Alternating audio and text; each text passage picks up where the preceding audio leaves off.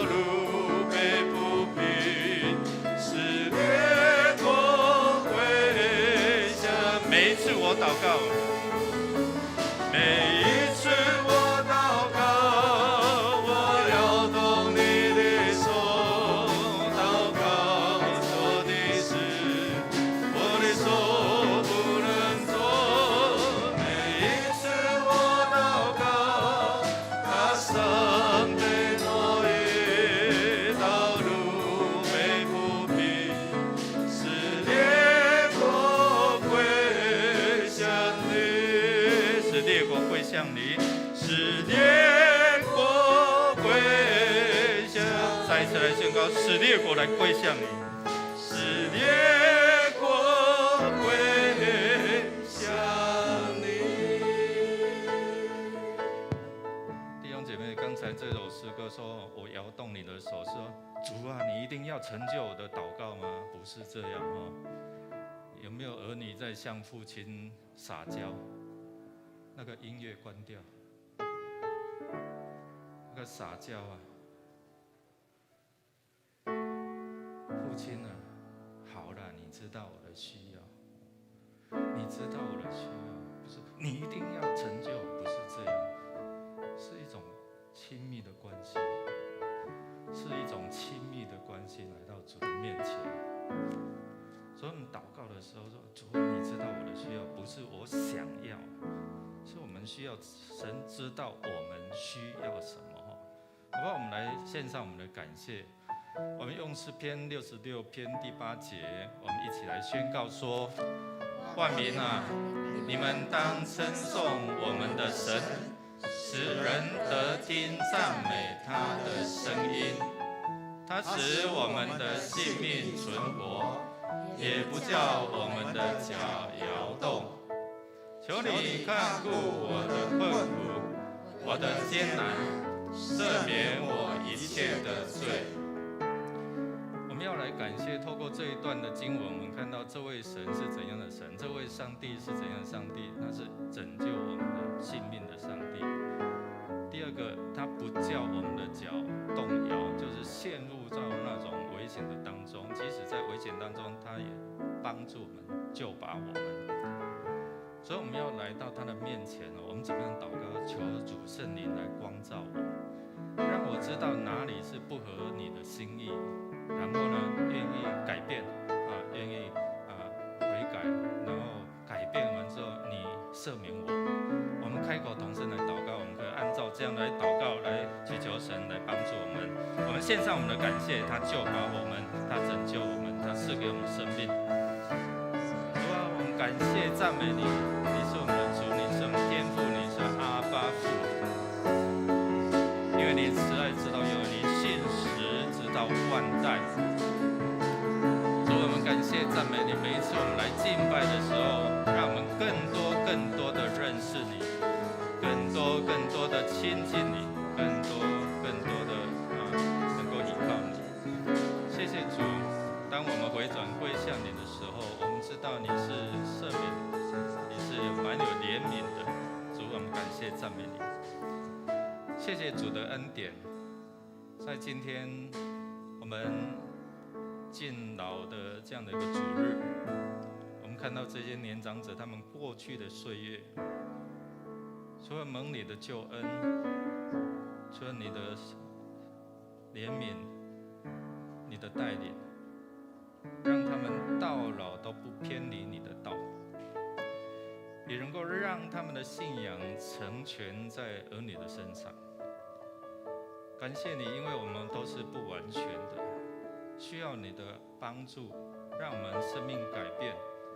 我们到老不是固执，而是能够很有这样的一个调整自己，符合神的心意。谢谢主，让我们有圣灵的光照，能够回转到你的面前，得着你的怜悯，得着你的赦免。祷告靠耶稣基督得胜的名，阿们。请坐。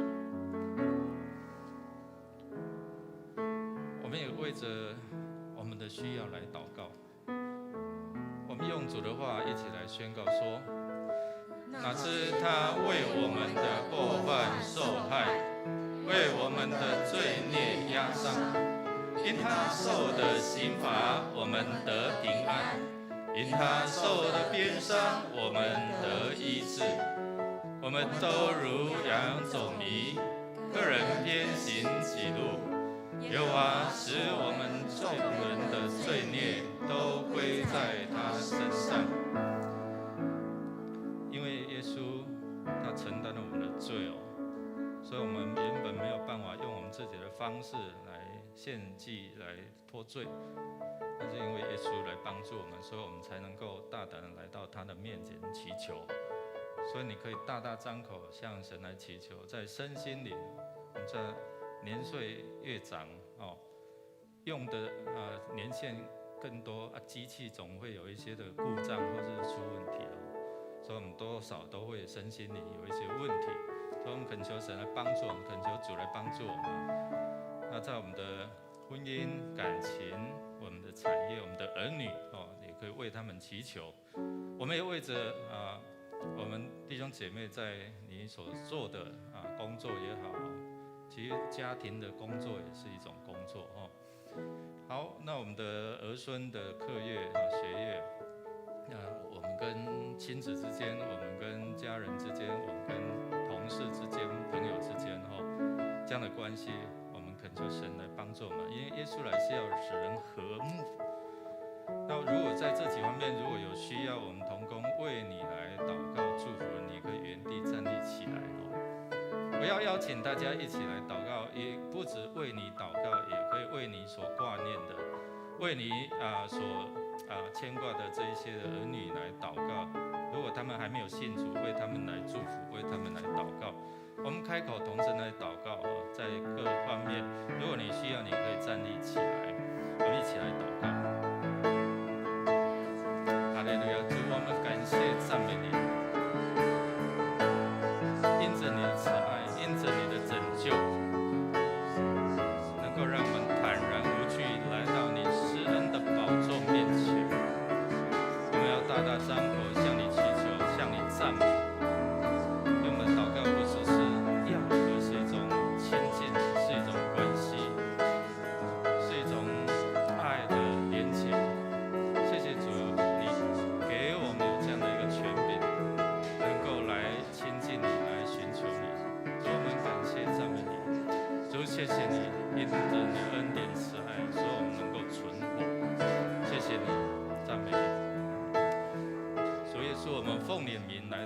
神的宝座面前，特别为这些年长的弟兄姐妹来祝福。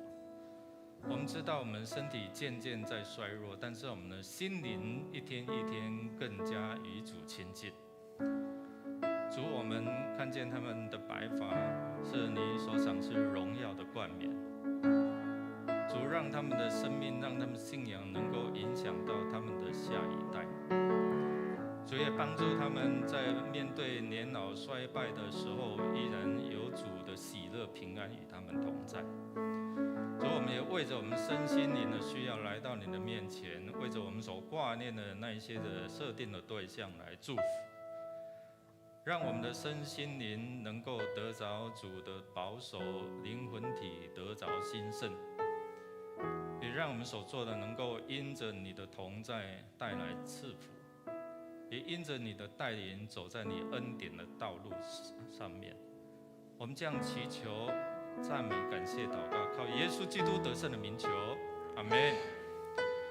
最后，我们要来为主日来守望来祷告。我们用主的话一起宣告说：你们要呼求我、祷告我，我就应允你们。你们寻求我，若专心寻求我，就必寻见。这是主的话向我们来彰显寻求我们呼求他这是神给他儿女或者是想要认识他的人的一个管道，是经历他同在，经历他的赐福，经历他我们可以赞美他，可以荣耀他，可以敬拜他的一个很好的管道。所以我们要为着个人跟神之间的关系来祈求，求主赐给我们有美好的这样的关系，也求主来赐福在年长者我们的身心灵都能够成为别人的祝福，不是负担。我们为了2022年的主题事工部还有这些同工的拣选跟委身来代祷。我们也为着这些更生人，他们能够认识主，在这个团契当中，也能够透过他们生命的被影响，来影响到他们的家庭他们出监之后，他们也能够这样顺利的进入到职场被接受我们祈求主。我们也恳求主，在这样的一个疫苗施打的过程当中能够疫情得到控制在监所的一些事工也顺利。我们一起站立，我们来开口来感谢，来祷告，来祈求。我们一起站立起来我们来感谢。哈利路亚，主，我们感谢赞美你，你是救拔穷乏人，你是使罪人悔改归向你的主。因着你的慈爱，使我们在罪中得释放；因着你的怜悯，使我们可以亲近来到你的宝座，借着祷告寻求你的面。主，我们感谢赞美每一次的敬拜，每一次的赞美，求你恩典赐下，在我们当中，在聚会当中与你亲近，遇见你的面。谢谢主，让我们一同来敬拜，一同来领受你属天的各样福气。主，你知道你使用我们在这世上能够活出像主一样，让人因着看见我们所做的，我们所彰显出来的爱，能够认识到主你。每一次我们在礼拜当中，我们希望能够遇见你，透过你的话语帮助我们明白你的心意。每一次的敬拜，愿你的宝座就在这里设立，与我们同在。每一次的祷告呼求，求你透过你的话语来帮助我们更加的认识你。每一次的祷告，让我们亲近你的宝座的时候，你知道我们的需要，也供应赐下你的恩典。主，你也教导我们如何祷告，如何来亲近天父。我们要同心合意，用主祷文一起来祷告说：我们在天上的父，愿人都尊你的名为圣，愿你的国降临，愿你的旨意行在地上，如同行在天上。我们日用的饮食，今日赐给我们，免我们的债，如同我们免了别人的债，不叫我们遇见试探，救我们脱离凶恶。因为国度、权柄、荣耀，全是你的，直到永远。阿们。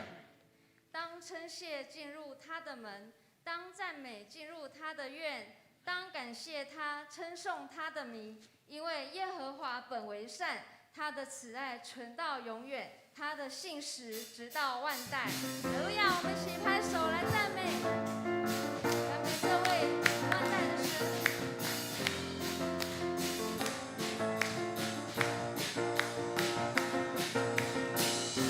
感谢全心赞美进入你的院，全心颂赞献上为祭是最真的果子，在你里面一无挂虑去了满意，常常感谢不住祷告，盼望在于你，我要全心赞美，要无颂扬。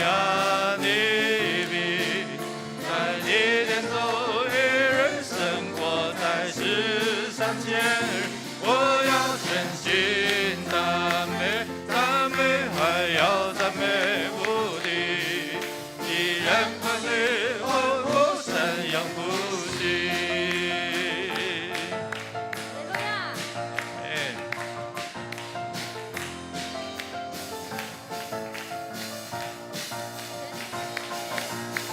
全心感谢，全心赞美进入你的院。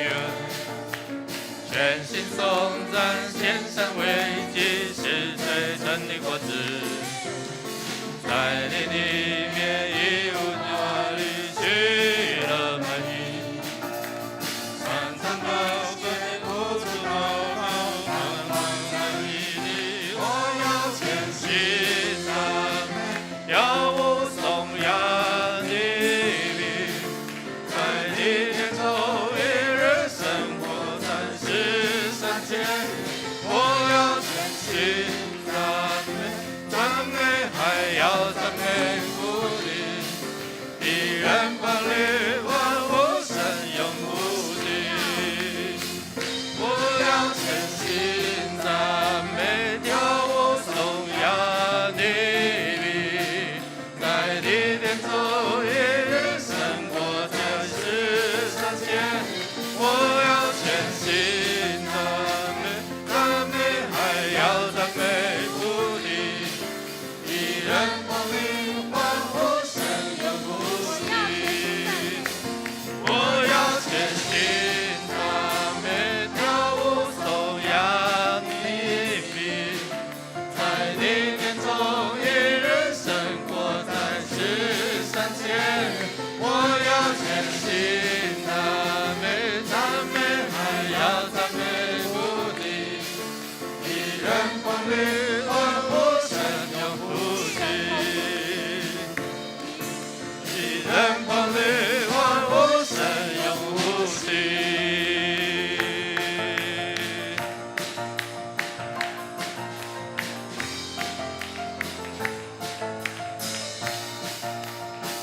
哈利路亚！我们将赞美献给这位天上最高的神。哈利路亚！主，我们赞美你。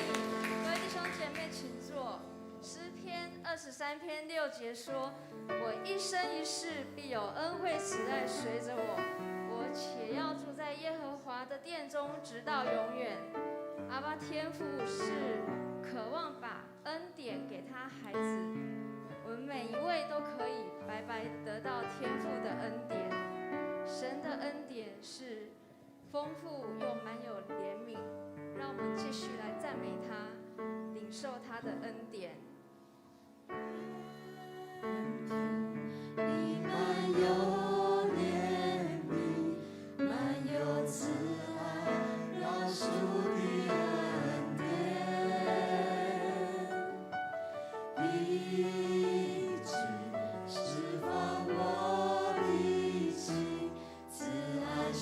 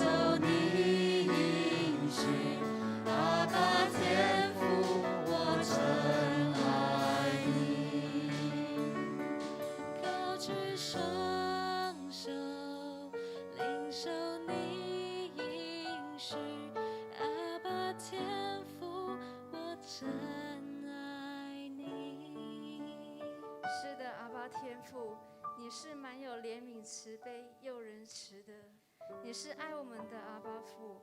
我们要谢谢你，我们要回转像小孩子一样归向你，因为你的恩典够我们用。我们要靠着你得胜。我们这样祷告是奉靠主耶稣基督的名求，阿们。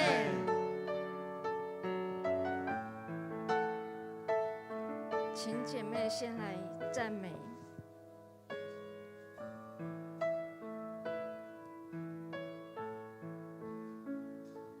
无欢喜意即实在，唯有你爱不更改。每个季节恩典只有满满。虽然经过水和火，靠着主我就刚强。每时每刻你与我请弟兄来赞美。欢喜意即实在，唯有你爱不更改。每个季节恩典只有满满。虽然经过水和火，靠着主我就刚强。每时每刻你与我同在。你的恩典够我用，你的恩典够我用，能力覆庇我软弱，靠着耶稣的神有得胜。我要唱着你的爱，永恒无尽头的爱，永不离弃一生长相你的恩典够我用。你的恩典够我用，能力覆庇我软弱，靠着耶稣的神有得胜。我要唱着你的爱，永恒无尽头的爱，永不离弃一生长相伴。再次来宣告说，你的恩典够我用，能力覆庇我软弱，靠着耶稣的神有得胜。我要唱着你的爱，永恒无尽头的爱，永不离弃一生长相伴，永不离弃。永不离弃一生长相伴。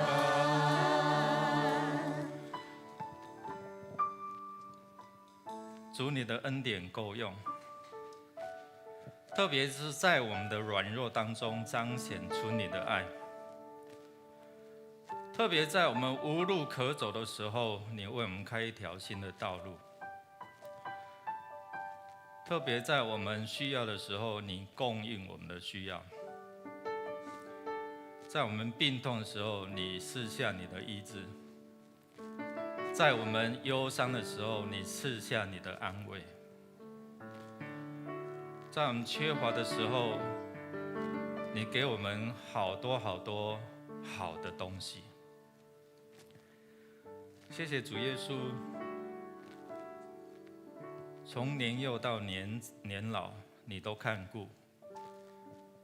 因为你的话说，敬畏你的人无论大小，主你必赐福。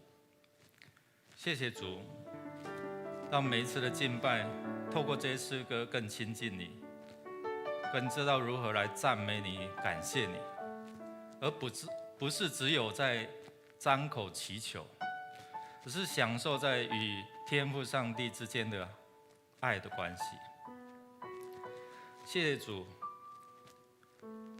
透过今天的敬拜，你自己的话语向我们来显明，更加认识你，如何来亲近你。我们这样祈求、感谢、祷告，都是奉靠主耶稣基督得胜的名求，阿们。弟兄姐妹，大家平安。我们当中有没有第一次来与我们一同敬拜的弟兄姐妹？好，如果没有，我们先来看周报的消息。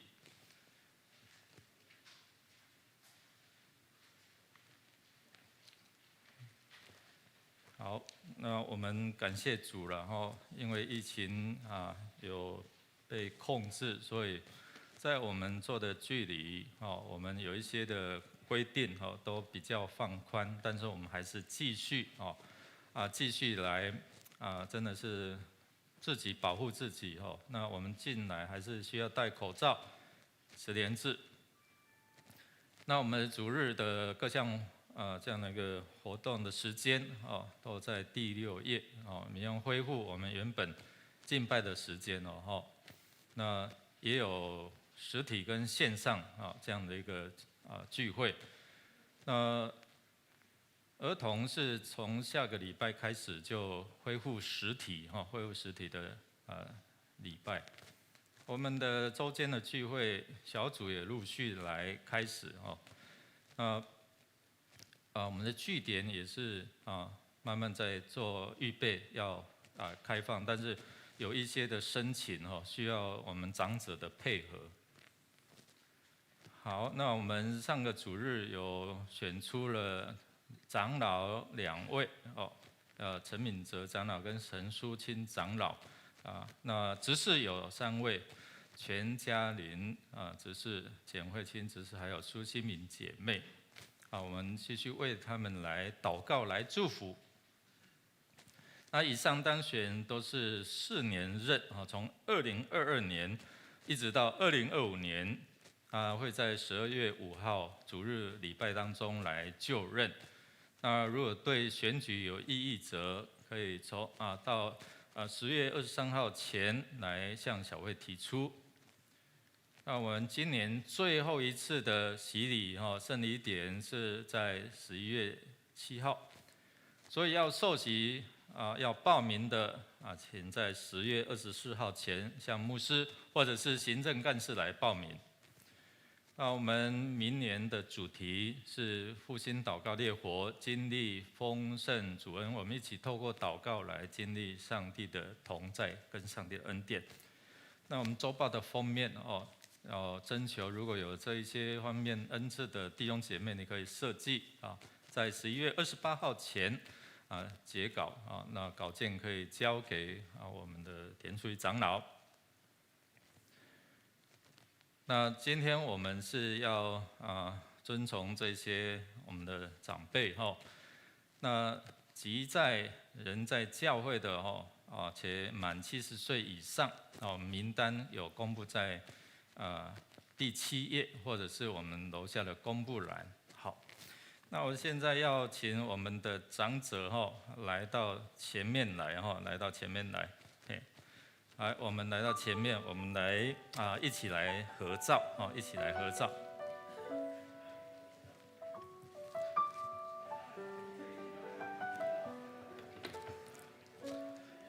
来前面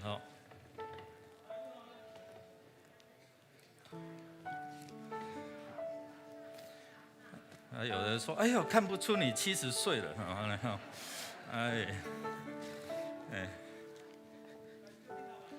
来顶管买当桥上面上面。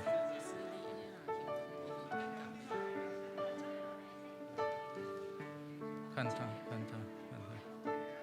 来上面，来拜托迄个弟兄弟兄第3排搁起哩，武总长落来。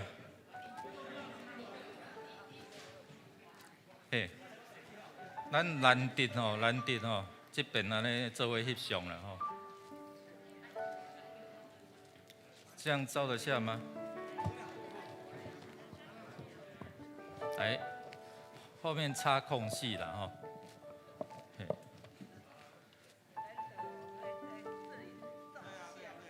好后面都可以站跟那个阮老师，你可以站上去，这样比较看得到。阮老师，好，我说定了要代表。好，那等一下请牧者团队一起照相来，那我们如果集在这里的我们有礼金等一下请武宗长老来代表。那再麻烦请你们到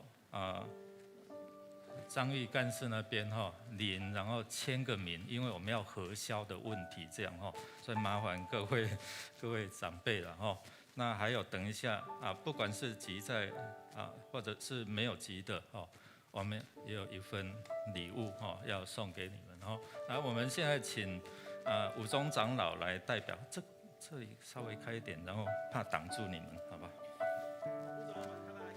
好 ，OK， 来，我们先照相来。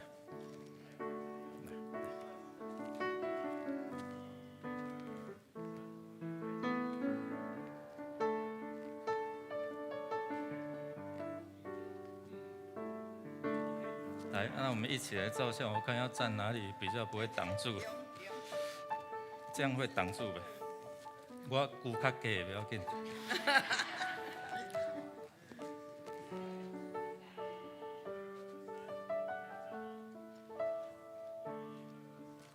楼上也有楼上。请大家拍手来祝福这些长者我们一起来祷告一起来祷告主，我奉你名来祝福所有这些我们所敬爱的长辈，他们的一生充满神你的恩典，或者是我们当中有慕道的来到这边，也是因着你的恩典。主，你使用我们能够向这个世代来说话，主，你也透过我们所领受的来祝福我们下一代。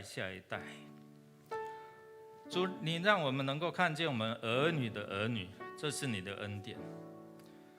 主要让我们虽然到年老，身体还是会有一些的毛病，我们依然要感谢你，因为你透过你所赏赐的，让我们享受那么长久。主啊，你的到老也在使用我们，我们不是老又没有用，而是用我们的尊荣，你所给我们的这样的一个恩典来祝福我们身边每一个人。谢谢你让我们到老，我们的信仰不偏离你的道。奉你名来祝福我们这些的年长者，身心灵健壮，灵魂体兴盛，也让我们在年老的当中能够成为教会，成为我们家庭的遮盖。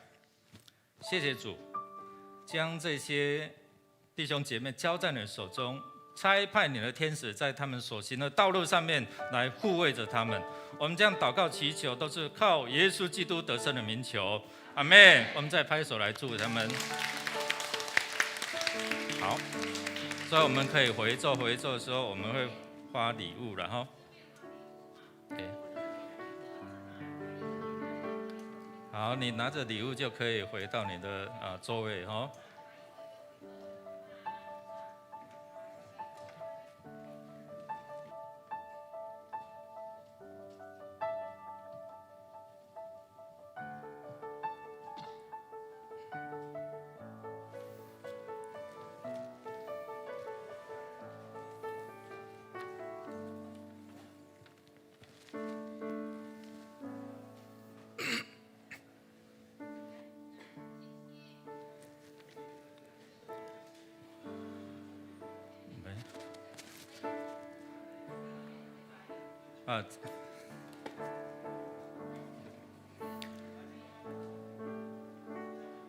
那我们今年的礼物跟过去有一些的不一样了这些的寿桃绝对比安菇粿好消化消化。那我们可以改变一下，因为一些的疫情的关系，我们有做一些的调整。好，那感谢主那儿童牧区已经预定在17号来恢复实体的聚会，请我们的阿公阿嬷盯着我们的儿女，看有没有把孙子带来这样好，我们德福据点也是一样，在10月18号10月18号那开始活动。那参加者需造册请向乐龄小组长报名你的姓名、你疫苗施打的日期、厂牌啊，高端也都可以进来，好吗？因为牧师打高端啊。来，那我们第2期的圣日助学金已经于9月19号审核完那会在第2场礼拜，这个下个礼拜的第2场礼拜中来颁发啊，请我们各级领奖代表要出席授奖。好，其他的我们自己来看我们来读今天的金句，我们一起来读金句，读2遍，一起来。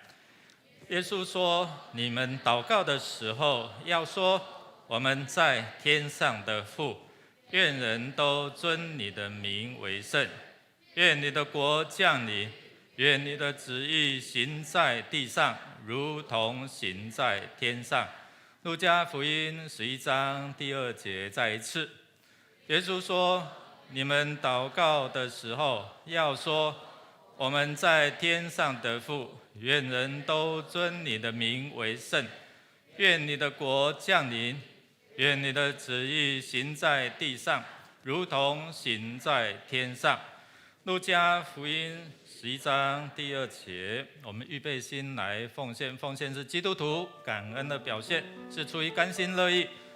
如果你不明白奉献的意义，你不用勉强，你用祷告来表达出你的感恩。我们用这首诗歌来到主的面前，来献上我们的感恩。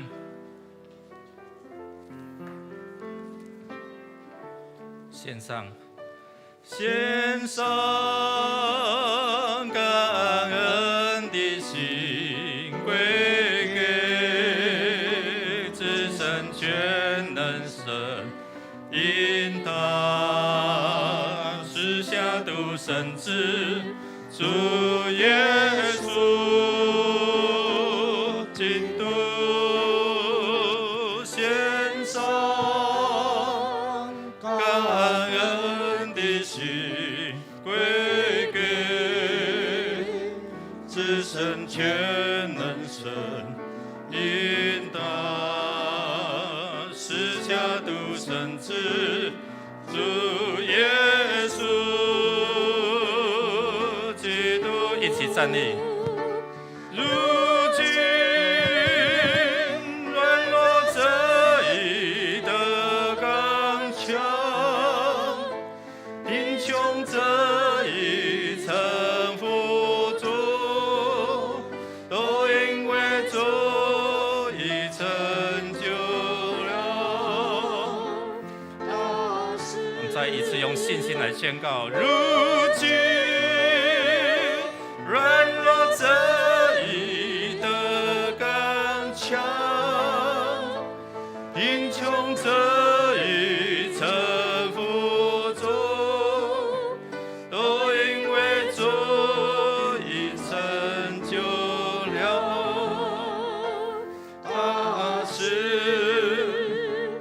感恩。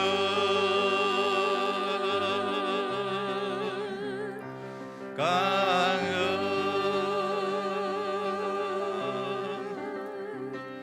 感恩。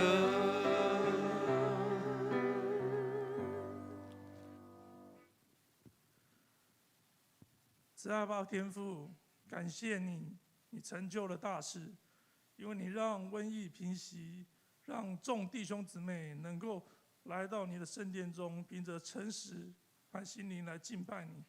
主啊，你的恩典完全够我们用，不论我们处富足，我们处谦卑，从主耶稣基督来的喜乐满足都与我们同在。我们一生的年岁都低下之有，感谢你让众年长者能够身心灵强健。主啊，也感谢你让年少者能够因着你的力量，能够在各样的职场职分上为你发光作盐。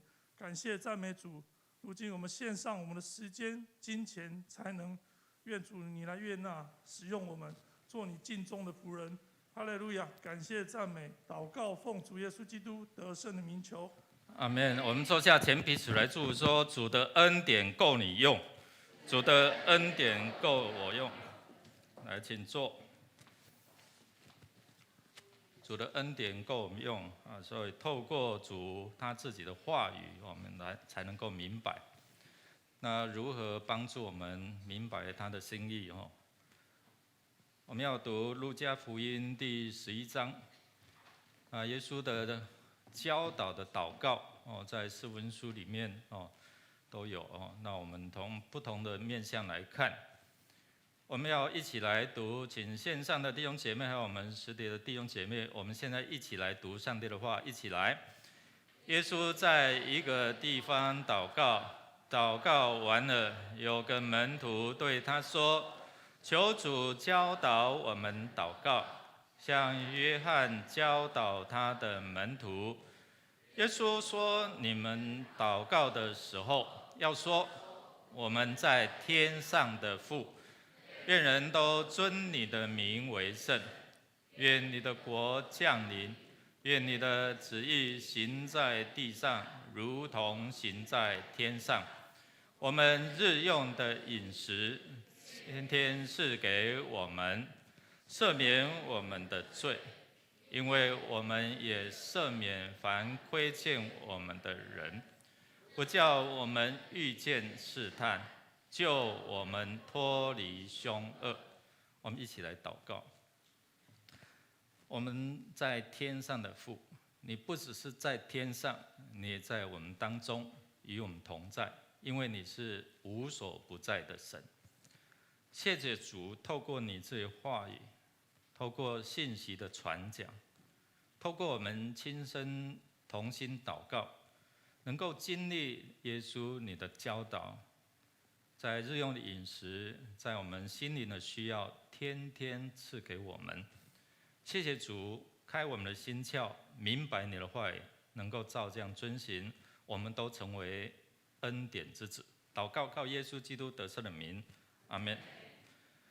弟兄姐妹，我们透过这段经文，我们来思想，我们生命是不是可以被神来使用？人称东元阿嬷这个林明觉姐妹，她在10月5号回到天家，享受103岁，哇！感谢主那我们知道，大概大部分人知道她是东元电机的创办人。那她一生非常爱主，为了上帝的国度、上帝的教会，她付出了很多特别她在晚年的时候，她心系这些聋人就是听不到听障者针对他们的需要的宣教她创办了恩典以法大这样的一个教会所以透过手语，她自己也会比手语这样透过手语，她立志要将福音来摆在第一位所以她将近100岁的时候，她年老的时候，他不是说我没路用我没有用了他说哎呦我如果主呼召我，我为他所用那给上帝使用永远不显老，对不对那我们知道摩西他几岁才被上帝使用，然后把以色列人带出埃及？几岁知道吗？跟你的旁边说80岁所以我们这边80岁以上的80岁的都可以被上帝来使用90岁的100岁都可以所以都不显老不显晚好，那我们也知道他一生爱主，他有好的这样的一个生命的见证但是我们知道，在今年3月，我们知道家庭可能都用过东元的电视或者是冰箱或者是冷气，所以我们对这个牌子蛮熟悉的那今年3月那他这个老人家发出公开信来力挺他的孙子就是黄茂雄这位弟兄的儿子黄玉仁就是为了一些的经营的理念父子怎样关系有一些不好那然后因着他儿子的婚姻的问题，特别是他在受访的时候，其实有提到，因着这样的一个婚姻的问题到前一刻才告诉他们，所以当然父母亲怎样你要娶某啊，要娶啥人？甲要哇，甲我讲吼，心里怎样？舒不舒服？你们都没有反应。如果你的儿女告诉你们没有告诉你们，那直接就娶来了，你们会怎样？会生气啊，对不对？他其实他在受访的时候，这个黄茂雄弟兄说，因为这个关系，其实也是影响到他跟他的儿子的关系哦。将近3年哦，不讲话，你看父子关系哦降到冰点。如果你的儿子，或是你跟你的儿子3年不讲话，那你觉得怎样？很不高兴啊，当然啊，对不对？所以我们看到，因为这样的一个经营理念或是婚姻的问题，所以把他赶出家门哦。我不支持你的，你自己去谋生了哦。所以他就出去了哦这个黄玉仁他在分享说，我从小我都是按照爸爸你这样的一个安排啊然后要他去读日本的庆应大学他也都照做了。那唯独就是婚姻这件事情了那有时候我在想，我要学聪明一点因为年轻人他们如果爱，那你阻挡然后爱就较安怎，较三细了，然后到时候好了，我不给你娶，不给你嫁了看你要怎么办所以有时候我们要思想一下，就是说，我们管的对不对，或者是我们引导的方式对不对？我们都是需要反省的那做父亲的，今天也是提起我们做父亲的，跟儿女之间有没有好的沟通？那我们要透过这一段的经文来思想我们跟天父上帝的关系那因为这样，所以他的经济受到怎么样制裁的那他的关系破坏了，所以可能他的一些的需要，他的供给就面临了问题。那我们跟上帝之间的关系呢？然后耶稣教导我们，在圣经里面，其实我们看到法利赛人或是这些文士他们敢提说，这位上帝是我的天父吗？敢不敢？真的敢吗？那个亵渎上帝的，不敢呢，不敢，不能随便提上帝的名字他们在抄那一些圣经有提到上帝的名耶和华的时候，他们要怎样？他们要去洗澡，要去沐浴，要洁净自己呢，还有这回事所以耶稣在他的教导当中，你们要这样祷告：我们在天上的父。哎呀，对这些宗教人士来讲是一种让他们震惊，而且是怎样使他们真的是好像冒犯了他们所教导的，因为他们连上帝的名字都不敢提。所以我们看那个关系如何。那今天耶稣也提到说，我这样称上帝为天父上帝的。那他也教导我们，就是要我们跟随他的人，信靠他的人信靠他的人，就是你也可以跟着我这样说，我们在天上的父。我们讲一遍来，我们在天上，我们在天的父，我们在天上的父。你可以随便出去看见人就叫爸爸吗？可不可以？那我们至少要看有钱的人爸爸，你叫郭台铭叫爸爸看也给你赢呗？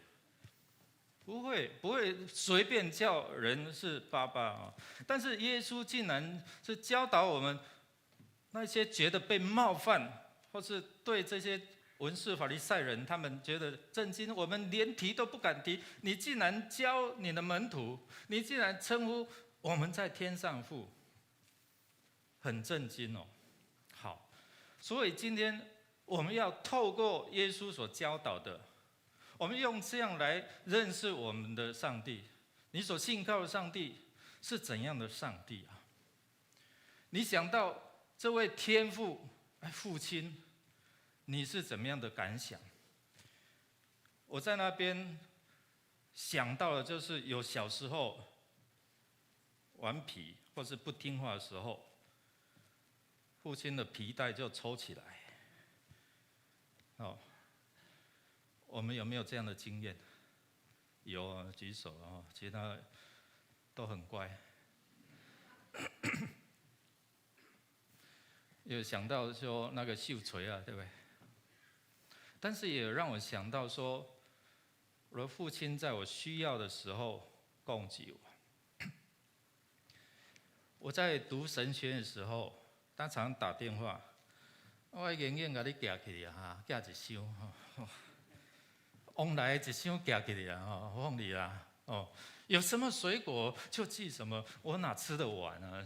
所以我的同学们或者是教会的弟兄姐妹长子哦，他们都常常会收到这样，就是分享哈。好，那现在没有办法，因为他回天家了哈。我们如果我们的父亲的这样的一个形象哦是很棒的，那他当然会影响到我们跟这位天父的关系。所以我们要来想说，我们认识这位天父，如果像你记忆当中那种严厉的父亲的话，那你会想要亲近这位天父吗？会不会？你有想过？如果天父是像我父亲，你是负面的想法的时候，那你可能那我不要信。那这个就是我们来亲近上帝的一个障碍。如果你的父亲是很严厉，你的父亲是充满暴力，那可能你对这位天父不嘛叫天母好，是不是？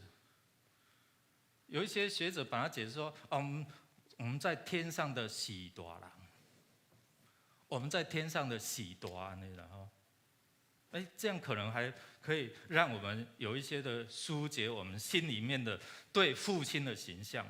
那这里就提醒说，这个如果是我们亲近上帝的障碍的时候，那我们可不可以，我们这些弟兄们，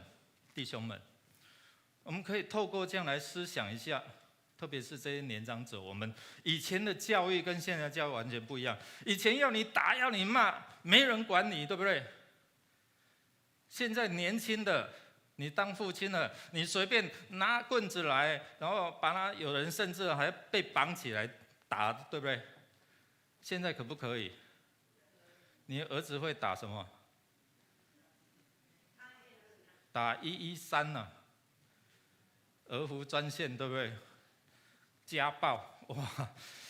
以前跟现在就不一样了，对不对？那我们可能会介入在儿女的这样的一个教导他的下一代吧，就我阿公阿妈以前的教育就是这样子，没有错，以前我们是这样子，但现在不一样。如果你的形象是带有温柔好像阿公在疼孙哦，但是爸爸就不一样了，对不对？阿公在省孙，跟爸爸在教导你不要这样啊，对不对？这阿公对不对？常常我们会有这样一些的冲突，跟过去不大一样。那我们如果有调整，有这样的一个慈爱，下一代可能他们对天父这样的一个印象，或者是想要亲近渴慕，是会有怎样的？会调整。我之前有讲，就是在周六礼拜有讲，就是说，这次本来9月的时候，我的小儿子要去骑机车环岛，那我一听到我就火气就大，你知道吗？为什么？因为他前一次去到那山的时候，那个车祸都伤痕都还没有好。你要骑所以我就我想到，其实我想到的是什么？孩子的什么安全啊？看他在那个伤口有缝看他每一天在换药，自己在擦药，我们会不忍心对？你还要去环岛骑机车？我们父母亲的想法就是说什么？多危险，对？其实我在分享当中，同工也在提醒我。那其实我在祷告中，神你自己来做了。所以第一次因着同伴要出发前眼睛痛，所以不能出发。其实我心里很高兴，你知道吗？感谢主，你有听我祷告啊。但是他又告诉我说，我们改期改到9月27号。我心里就是，因为上次因为这样的对话当中，其实我在周六礼拜有跟他道歉，我说你要知道，爸爸是为了你的安全。但后来，要我们再透过这件事情，然后我们全家有在祷告的时候分享，然后也为着他的需要，我不再阻止，我就是祷告。然后妈妈问他说：“你们什么时候到哪里？你不要问那么多了。”那我心里就想说：“哎呀，如何让他能够每一天报告他的行程，对不对？”后来我就做了一个做法，就在 LINE 的上面，我就告诉他说：“如果你每一天有报告，我就赞助你多少。”多好要马上回应，每一天报告我们在哪里今天晚上住哪里礼拜天要去建琴做礼拜感谢主，感谢主了。那个10月8号已经平安回到家了我看刘牧师还在下面跟他照相，可能不久 FB 就会出来我要讲的就是说，我们做父亲的有没有做一些的调整，在我们的跟儿子、女儿沟通的对话当中，是不是依然用我们自己的想法？就好像刚才那对父子一样，决裂，关系破裂。那你说关系不好，你要得着的就会碰到一些的问题。来，我们来看，就是说，这个也是提醒我们做父亲的各位弟兄。做父亲的，特别是到我们越年长，我们是不是越固执，或者是我们有这样的一个弹性，在做一些的调整？我们有我们的看法，但是这个世代，这年轻的想法，真的跟我们当时候的想法不一样。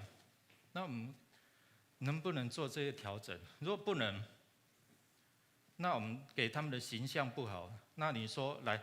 你要去教会，你要去亲近上帝，称上帝为阿爸天父，他要不要？他可能不想。所以其实上帝让我们有这样的身份做地上的父亲。来，这一段的经文再提醒我们，来，生生的父都是暂随己意管教我们，唯有万灵的父管教我们，是要我们得益处，使我们在他的圣洁上有份。你知道我们在做地上的父亲，我们其实出于好意，但是我们的方式可能是比较不好，不能说错误了，比较不好，比较没有办法让他们接受所以弟兄姐妹，纵然我们觉得对他有益处，为他的安全着想，但是呢，可能对他来讲造成一些的伤害或者是不舒服其实经过这样，他回来会跟我分享，就是说，那谁骑到哪里破链然后那我说你呢？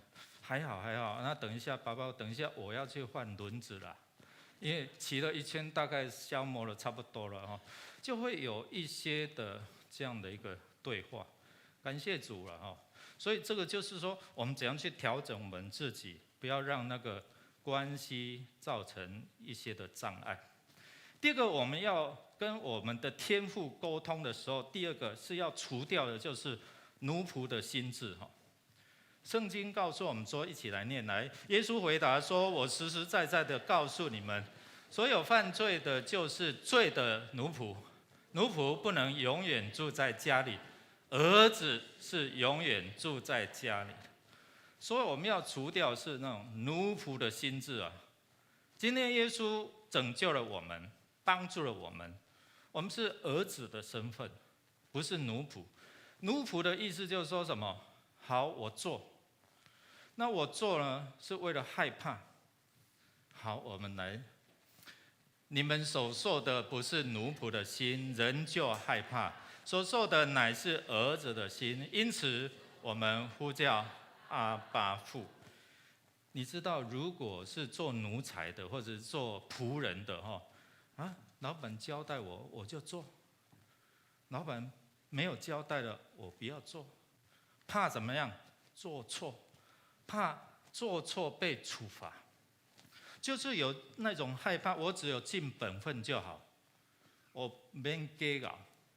但是儿子就不一样了那个做错，他可能会害怕，但是他觉得，他如果他的父亲是很亲爱的、很温柔的，那他随时就爸爸我做错了怎样？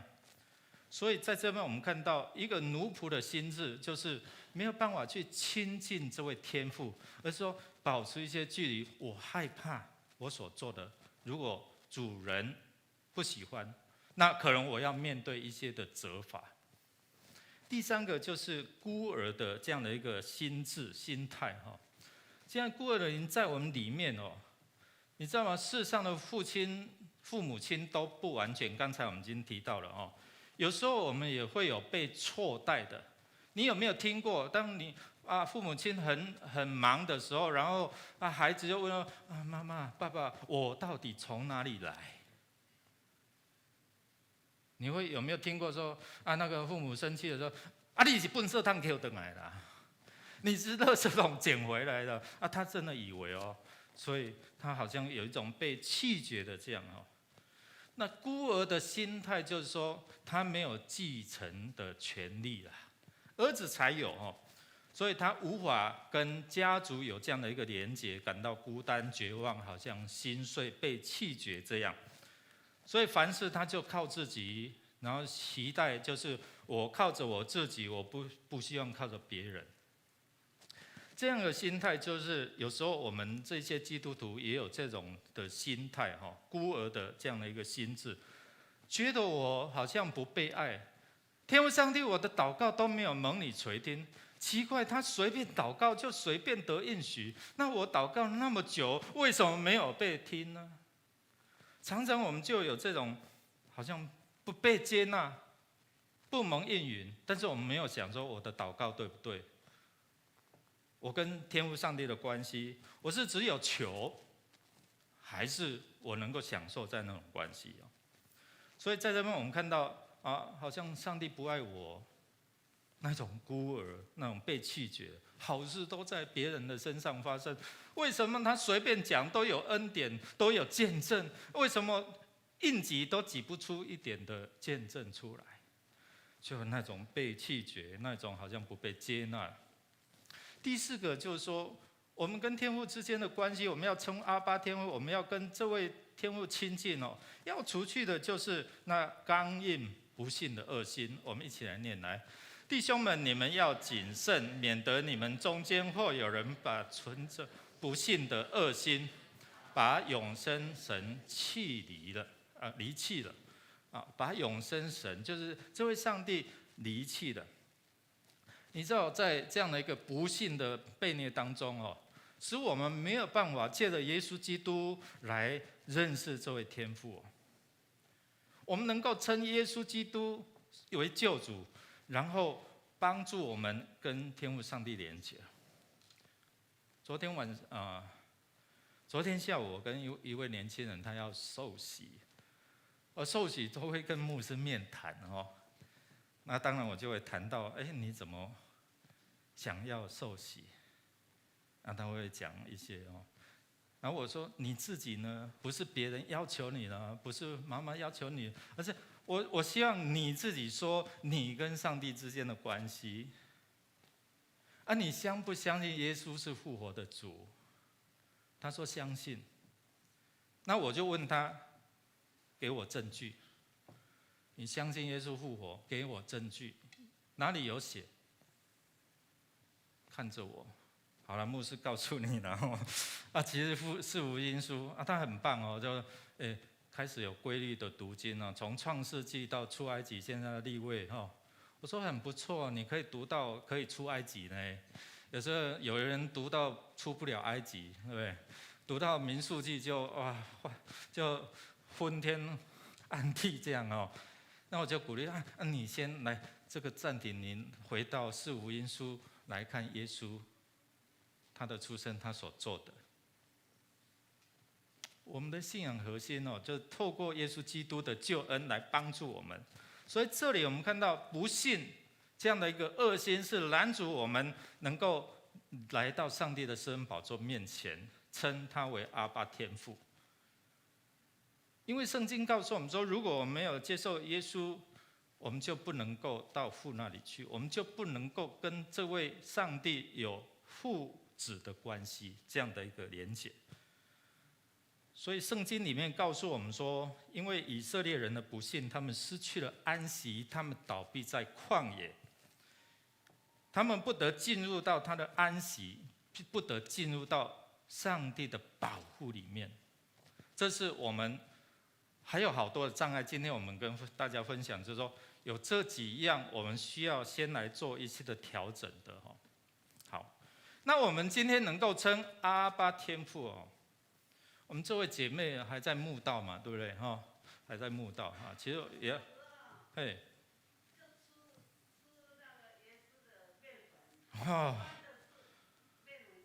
是所以小时候透过教会，那时候中美合作还有净重20公斤那个面粉袋嘛，对不对？那其实这样不是那些的物质嘛，最重要透过这样那今天我们也透过教会这样的一个服事食物银行等等这些，我们这位姐妹来到我们当中。但是牧师希望你更认识的就是，他要给你更多的就是永恒的福气。好，所以我们的天父，我们要怎样跟他建立这样的关系啦？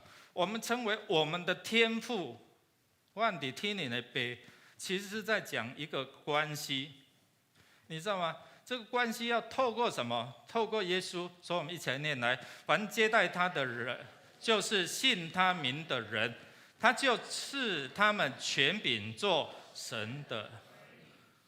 原来这样的关系不是你做好事做功德，不是你怎样，我表现好，我读很高的学位就可以得着。因为这样的一个我在天上的父，我们在天上的父，不是说我在天上的父我们那等一下我的牧师会告诉我到底是什么问题。不是我吗？我跟上帝的关系不是。我们今天可以在这边有一个信仰的团契，对不对？我们因着主所以在这边我们看到基督徒祷告的对象是我们这位上帝。他如何成为我们的天父？是因为耶稣基督他付上代价他的圣洁，他的牺牲，所以让我们可以因着我相信他，我接受他成为我生命的主。所以因为这是一个爱的关系，他爱我们爱到愿意把独生爱子为我们付上代价。哪一个宗教有这样？没有。这样的一个信仰帮助我们，因为我们过去我们用猪公，我们用这些以色列人用牛羊来献祭，但是圣经告诉我们说，这一些都没有办法除罪。我们小时候就是这样拜拜来的。我常常在丧葬的时候提到拜猪公、拜猪头，然后嘴巴咬个什么柑嘛，你很了解昨天我问年轻人，他说苹果，我说不是啦，是柑橘啦，是甘愿啦，你甘愿为我付上代价啦。我说猪如果会讲话，他一定绝会说不要，甘愿啦。但是他不甘愿但是只有耶稣说我愿意，我愿意为每一个人付上代价，所以在十字架上为我们牺牲，流出宝血。所以圣经约翰说，看神的羔羊，为要除去世人的罪的。来看，他教导他的门徒说，看耶稣来，他是什么？为要世人除罪的那位羔羊。好，所以我们看到圣经里面告诉我们说，圣灵来引导我们，我们一起来念来。因为凡被神的灵引导的，都是神的儿子。你们所受的不是奴仆的心，人就害怕；所受的乃是儿子的心。因此我们呼叫阿爸父。圣灵与我们的心同证，我们是神的。弟兄姐妹哦，你要知道，我们祷告不是只有求，我们常常跟一般的民间信徒一样，就是停留在求。我们祷告应该享受在那种关系哦。我们在天上的父，愿人都尊你的名怎样为圣。就好像我们我们在会前祷告，我们会先怎样？感谢你，赞美你。以后我们要推的这些祷告的方式哦，就会帮助我们怎样？第一个，我们来想一下，你今天有没有什么感恩的？感谢主，儿子平安顺利环岛回来。所以我在祷告当中就感谢主，你是保护看顾出入平安的主，对不对？你就会感谢他。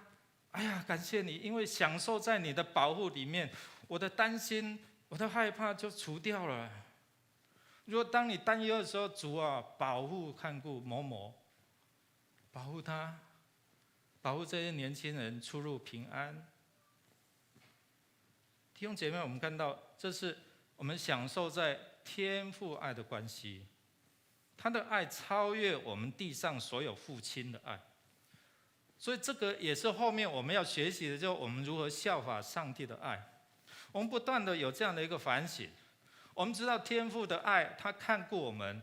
从诗篇的里面，诗人怎么样提醒说，他眷顾我们。如果你做过务农的，前一阵子我们缺水嘛，对不对？我们不是一直求吗？求完之后水一直降，对不对？那我们就求什么？上帝啊，够了，不要再淹了，对不对？这很奇怪，我们就是我们会体会到说，看到那个蔬菜的长大，如果你没有浇水，那野地的百合花呢？上帝的话说，你们不比这些天上飞鸟、野地的花还尊贵吗？所以他疼爱我们，他看顾我们，所以你可以享受在那种爱里面的这样的一个关系哦。第二个，我们看到他的保护看顾，我们一起来念来：耶和华要保护你免受一切的灾害，他要保护你的性命，你出你入，耶和华要保护你，从今时直到永。所以我们可以透过这样的祷告说：天父，你要保护我，你要保护我免受一切灾害。天父，你要保护我的性命，我出我入，你都要保护我，从今时直到永远。你可以用你的话语，这是诗人他这里祷告，但是你可以把它转换。既然你认识这位天父了，你要享受在他的爱里面那种温暖、那种看顾。如果你从地上的父亲受到一些伤害，你可以来到他的面前，你可以来到他的面前，主啊，你知道我的需要，我受到心灵的伤害，或是被错待。求你安慰我，扶持我。为什么？我们一起来念来：你们虽然不好，尚且知道拿好东西给儿女，何况你们在天上的父，岂不更把好东西给求他的人吗？所以我们的这位天父是把更好的东西，你会把好东西留给别人，而不留给你的儿女，会不会？当然不会，除非关系破裂，对不对？关系破裂就要努力的修复。所以第二个，我们看到我们享受在这种爱的关系里面是怎么样？哇，想到我的父亲，浪子他有想到什么？我的父亲哦，我在这边饿，他只想到吃。我在我父的家里冰箱有什么？还有东西吃，我现在没有东西吃哦。虽然有一点不好没有先想到这样父亲的爱只想到我父亲家里有这一些的东西我可以回家，我不要做儿子，我做仆人就好了，对不对？不是只有想到那一些的东西你要想到说关系带来后面的一个祝福，关系带来了给我们的好东西关系带来各样属灵福气，在耶稣基督里，这是以弗所书1章第3节里面提到的。哇，原来有那么多的好处，所以我奉主的名。为什么要奉主的名？因为他在耶稣基督里把天上各样属灵的福气，各样不是一样，要赐给我们。第三个，我们看到儿子，我们称他为天父，儿子就有继承权了，奴仆没有，对不对？奴仆没有，儿子有可以继承权，所以我们来念这段经文：来，得胜的必承受这些为业，我要做他的神，他要做我的儿子。哇，所以得胜的人是什么人？是信靠耶稣的人。所以相信耶稣就这样，不是因为你够好，是因为你相信耶稣，所以你成为一个得胜仇敌、被辖制、有奴仆的心的，而是有儿子的心。儿子的心就是他身份可以继承这样的一个父亲的产业，所以他可以承受特殊的产业哦。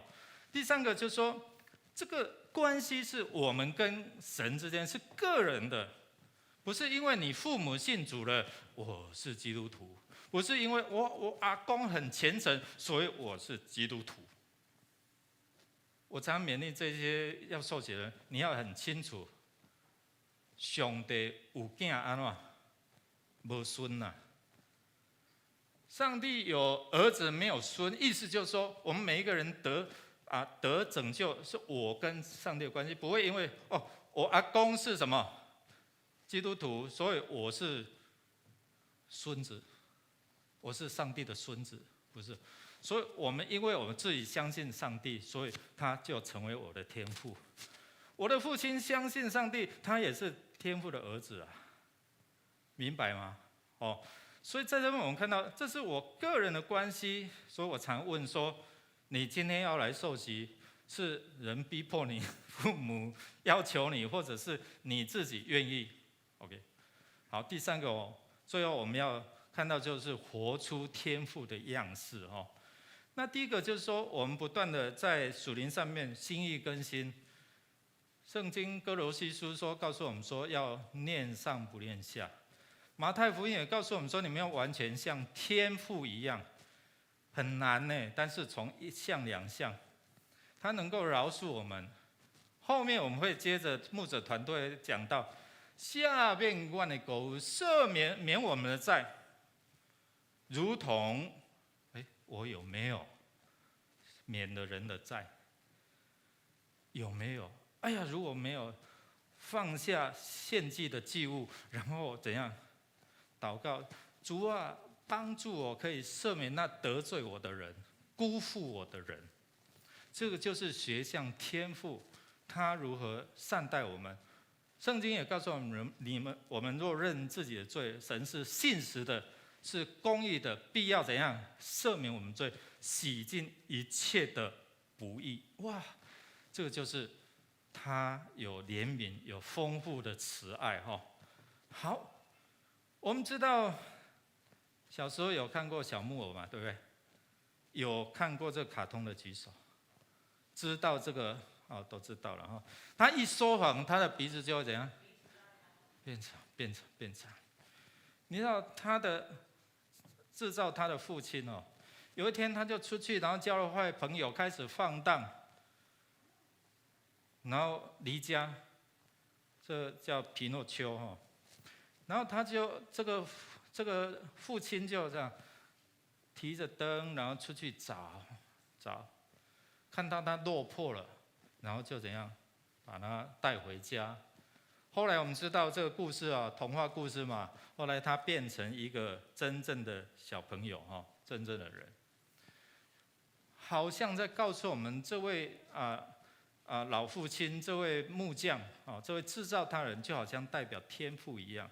不管这位小木偶他说谎鼻子变长就知道了，然后怎样他放荡，他离家，依然他去寻找，去寻回他。就好像圣经告诉我们说，那个等待浪子回头的父亲一样，他只想到我回家我有的吃不管身份。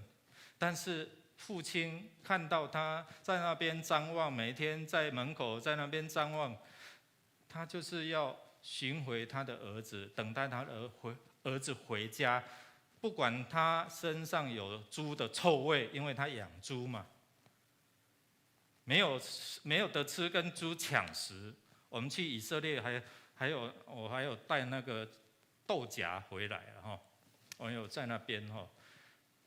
这个父亲就是把接纳，不管你有多错，不管你怎样身份怎样多潦倒，这位上帝，这位天父跟我们可能有一些差别。他走偏路了，可能我们就你不要回来了，对不对？所以我们要学像天父一样，不管我们孩子有多么有错误或是怎样，我们如何去学习这样那个接纳、包容跟爱，这是在提醒我们哦。所以今天也是对我们所有做父亲的，包括我自己来讲话哈。那我们要活出天父的这样的一个样式哦。他有什么样式？他怎么样认识我们？我们来看这一段的影片哈，大概3分多钟，来提醒我们，我们认识他，说我们可以来到这边享受亲近他的爱。声音吗？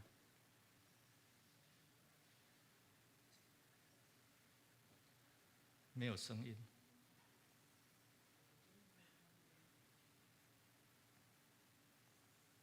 我知道你什么时候坐下，什么时候站起来。我熟知你所有的路，甚至连你的头发，我已经都数算过了。因为你是照着我的样子被造出来的，甚至你还在母腹中，我就认识了你。在我创世之前，我就已经拣选了你。你的出生不是一个错误，也不是偶然，因为你命中所有的日子都已经被记录在我的生命册上了。对那些并不认识我的人，我感到很伤心失望，但我并不轻易生气发怒，因为我就是爱，而且爱你是我的意愿。原因很简单，你是我的孩子，我是你的父亲。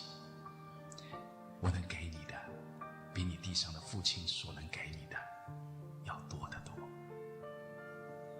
因为我是你最完美的父亲，我向你所怀的意念是赐平安的意念，要叫你的幕后有指望。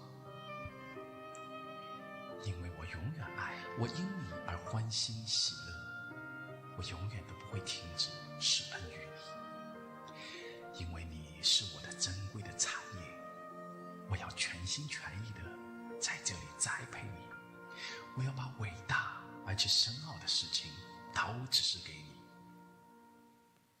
做的远比你们所能想到的还要多。因为我是你最好的鼓励者，也是在一切患难中安慰你的父亲。你伤心的时候，我靠近你，如同牧人怀抱羊羔，我怀抱你在我胸前。总有一天，我会擦干你所有的泪水，并且要带走你在世上的一切苦楚。我是你的父，我爱你，如同我爱我的儿子耶稣一样。若你接受了我儿子耶稣基督所给你的礼物，你就是接受了我。无论任何事都不能将我的爱与你隔绝。回家吧，我要在天上为你的悔改而高兴喜乐。我一直都是你的父亲，永远都是你的父亲。我的问题是，你愿意成为我的孩子吗？我在这里等你，爱你的天父，全能的神。来自天父爱的信，透过短短的影片，其实还有更长的。一位加拿大的牧师，他在他的受启示的当中，这段话对他来做一个医治，因为过去他从地上的父亲的这样的一个受的伤害，也是在他的里面没有办法释怀。弟兄姐妹，今天我们做父亲的，过去给儿女有什么样的一个印象？如果是负面的，求神来帮助我们，看到刚才这些天父如何爱我们，他的爱永不离弃我们。我们称这位阿爸天父如何来到他的面前，用正确的关系认识他。所以你在祈求、你在祷告的时候，不是只有停留在我要，而是享受在这样的关系里面。亲爱的阿爸天父，感谢你，因为你保护看顾；感谢你，因为你的供应。你会有不一样的祷告来到你的生命当中。求神来帮助我们，让我们跟他有正确一个合一的关系。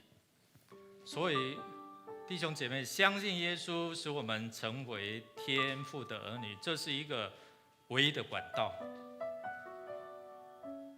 当我们得着了这样的救恩，我们在天上的父，什么叫我们？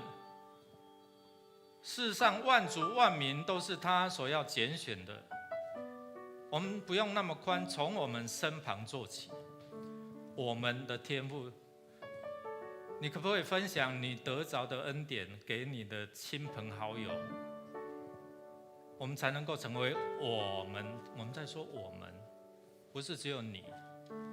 所以今天你认识这位神，成为你的天父，你享受在他的爱里面。这位天父不要只住这样的一个个人的享受。我们包括你还没有信主的你所接触的朋友，我们享受在爱的恩典，我们也要让他们一同享受。我们一起站立，我们来用这首诗歌来回应神哦。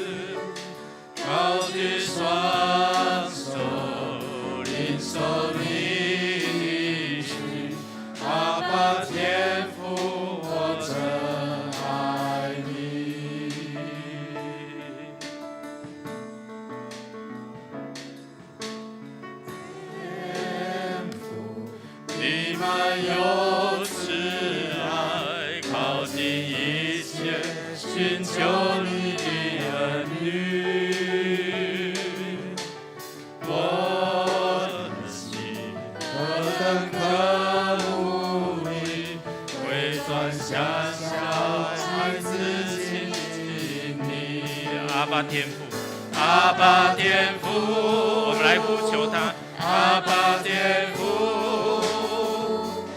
从我心深处呼求你，阿爸，打开心门，领受你的爱，你是最爱我的阿爸父，阿爸天父。阿爸天父，从我心深处呼叫你，阿爸，高举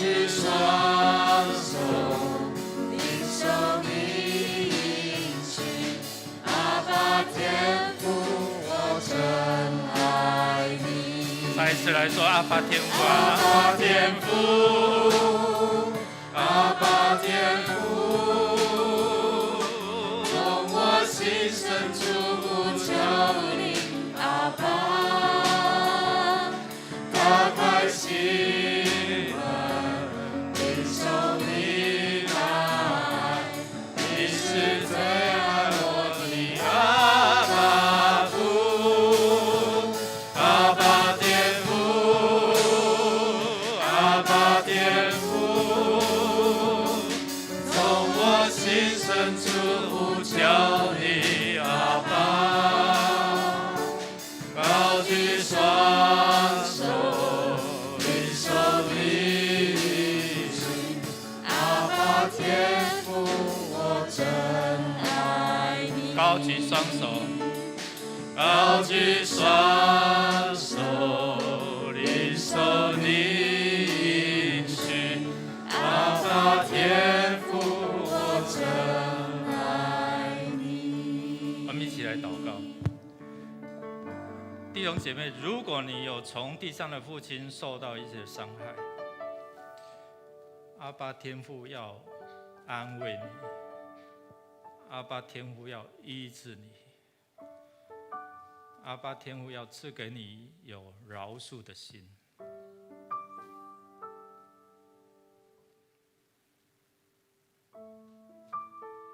主，求你医治我们，阿爸天父，求你医治我们，医治我们那孤儿的心，因为我们是你所看重的宝贝。可能父亲用一些他的方式来教导我们，觉得有益处，但是却是伤害了我们。求你医治我们的心，能够如同你那么爱我们般，这样的一个改变临到我们每一位的父亲。阿爸天父，不是只有我们求，我们可以享受在这爱的关系里面。我们知道有你的保护，让我们出入都有平安。你看见我们的需要，你是我们牧者一样供应我们的需要。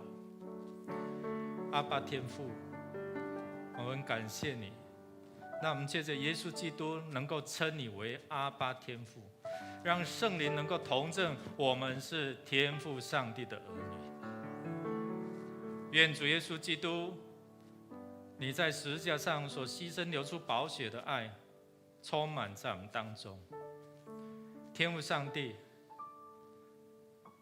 用你的宝宝来安慰我们，拥抱我们。主圣灵，医治我们的心，因为你的灵在哪里，哪里就要得自由。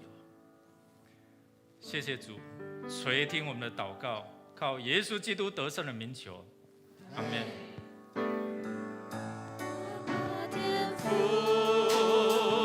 阿爸天父，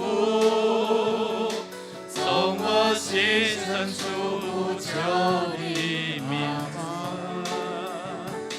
打开心门，领受你的爱，你是最爱我的阿爸父，阿爸天父，阿爸天父，从我心深处呼叫你阿爸，高举双手，领受你应许，阿爸天父，我真爱你。高举双手，领受你应许，阿爸天父，我真爱你。弟兄姐妹，请坐，我们的礼拜就到这边。愿神的爱与你们同在，阿爸天父的爱充满你们。